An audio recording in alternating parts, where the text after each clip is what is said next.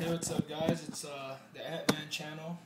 It's Thursday, the 24th of January, 2013. I'm a little groggy because I just worked out. I'm a little tired. But look who's here with me. It's little Nene. Nene. That's Nana. It's my little Pomeranian. Anyways, let's get into this article here. It seems pretty important. WND, media ignore Hillary's bombshell Benghazi claim. Secretary insists she did not know about gun running at U.S. mission. Just sounds silly already. I mean, I'm going to have a lot of fun reading this to you guys. Aaron Klein is WorldNet Daily Senior Staff Reporter and Jerusalem Bureau Chief. He also hosts Aaron Klein Investigative Radio on New York's WABC Radio. Follow Aaron on Twitter and Facebook, they say. And he writes, Jerusalem. During the Senate hearing on Benghazi yesterday, outgoing Secretary of State Hilary Clinton claimed she did not know whether the U.S. special mission attack on September 11th was involved in gun running. The remarks were perhaps the most important and telling of the entire hearing since they addressed a possible motive behind the jihadist attacks. Yet Clinton's answers were largely unreported by the U.S. news media. I wonder why. The exchange on the subject took place with Senator Rand Paul, Republican from Kentucky. Paul asked Clinton, is the U.S. involved with any procuring of weapons, transfer of weapons, buying, selling, anyhow transferring weapons to Turkey out of Libya? To Turkey, Clinton asked. I will have to take that question for the record. Nobody has ever raised that with me. Continued Paul. It's been in news reports that ships have been leaving from Libya and that may have weapons, and what I'd like to know is the annex that was close by, were they involved with procuring, buying, selling, obtaining weapons, and were any of these weapons being transferred to other countries, any countries, Turkey included? Clinton replied, well, Senator, you'll have to direct that question to the agency that ran the annex. I will see what information is available. You're saying you don't know? Asked Paul. You're saying you don't know. I do not know, Clinton said. I don't have any information on that. That section of the exchange with Paul was almost entirely ignored by media, which instead focused on the Republican senator's earlier statement that if he were president, he would have relieved Clinton of her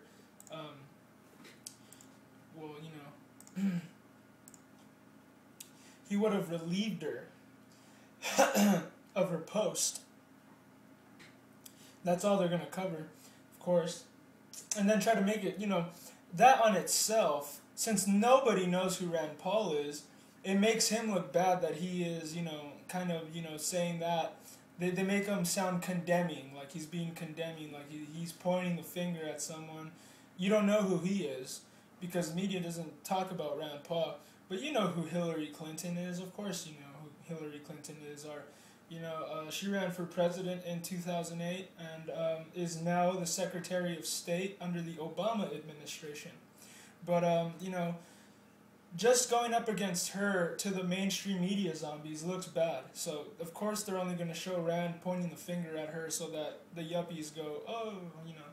But anyway, WorldNet Daily has filed numerous reports quoting Middle East security officials who described the mission in Benghazi as a meeting place to coordinate aid for the rebel-led insurgencies in the Middle East. In September, WND also broke the story that the slain U.S. Ambassador Christopher Stevens played a central role in recruiting jihadists to fight Bashar al-Assad and his regime in Syria, according to Egyptian security officials. In November, Middle Eastern security sources further described both the U.S. mission and nearby CIA annex in Benghazi as the main intelligence and planning center for U.S. aid to the rebels that was being coordinated with Turkey, Saudi Arabia, and Qatar. Many rebel fighters are openly members of terrorist organizations, including Al-Qaeda. Among the tasks performed inside the building was collaborating with countries, most notably Turkey, on the recruitment of fighters, including jihadists, to target Assad's regime, the security official said. According to the 39-page report released last month by independent investigators probing the attacks at the diplomatic facility, the U.S. mission in Benghazi was set up without the knowledge of the new Libyan government, as WND reported. Another key driver behind the weak security platform in Benghazi was the decision to treat Benghazi as a temporary residential facility, not officially notified to the host government. Even though it was also a full-time office facility, the report states, this resulted in the special mission compound being accepted from official or office facility standards and accountability under the Secure Embassy Construction and Counterterrorism Act of 1999, SECCA, and the Overseas Security Policy Board, OSPB. The report, based on a probe led by former U.S. diplomat Thomas Pickering, calls the facility a special U.S. mission. During the Libyan revolution against Muammar Gaddafi regime, the U.S. admitted to directly arming the rebel groups. I mean, they've been caught doing this already. Why does anybody even question the credibility of this administration going on? I mean, they've been caught doing it over and over again. What does it take for you to realize what, if somebody is going to be honest? Has Barack Obama ever been honest? No. Have they been caught doing this kind of thing before? Yes. Do you think he's going to stop anytime soon? No. Do you see things getting worse every day? Yes. I mean, do the math. Call a spade a spade. It's okay. You Christians out there that have that normalcy bias, it's okay, you guys. You're not condemning anyone. You're not being mean. Call a spade, man. That if I go and murder somebody, I'm a murderer. I'm a murderer. If I steal something, I'm a thief because I committed theft.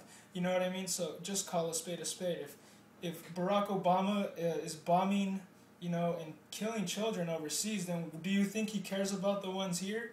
I don't think so. And he stands on the graves of children to sell you that guns are the problem to what's going on, when they're the ones, in my opinion, you don't have to believe this, you could go do your own research, but they're staging these school shootings and then advertising them on the TV. That's why there's school shootings every day now, because it's the cool thing to do with these little Prozac heads out there that have no parents or whatever.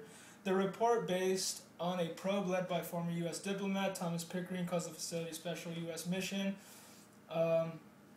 I read that about Gaddafi at the time. Rebel leader Abdel Hakim al-Assadi acknowledged in an interview that a significant number of the Libyan rebels were al-Qaeda fighters, many of whom had fought U.S. troops in Iraq and Afghanistan. He insisted his fighters are patriots and good Muslims, not terrorists. But he added that the members of Al-Qaeda are also good Muslims and are fighters against the invader, their imaginary enemy that they, I don't know. Anyway, media cover-up. I mean, I don't have anything against Muslims, but if you're an Islamist, man, keep it to yourself, because I'm a Christian. I know you don't like me, and I don't want to be around you thinking, because if you're gonna believe in a religion where you have to murder somebody because you believe there's something wrong with them, in my opinion, you're nuts. You are a kook, nut job. But all this it's funny because the politically correct thing is to not make fun of Muslims, because we're supposed to be a good example and all that. And I agree. But then again, it's politically correct and it's okay to make fun of Christians all day. Nobody gets in trouble for that, but at the same time, we don't go around talking about how righteous we are. We don't go around talking about how everyone needs to be like us. We don't do that. Notice that the Islamists, though, believe that if you're not like them, then you deserve to die. Okay, that is a weirdo, religious nutjob, insanity, mental I don't know what you want to call it, but that state of mind is not a good one, my friend. And if you want to think like that, it's going to come around. Live by the sword, die by the sword, right? Of the vast majority of the media, the media cover-up from the beginning, U.S. media reports on the events in Benghazi have been misleading. The vast majority of media coverage worldwide refers to the U.S. facility that was attacked as a consulate, even though the government itself has been careful to call it a mission. Let me let my dog out real quick because she's bugging. Go.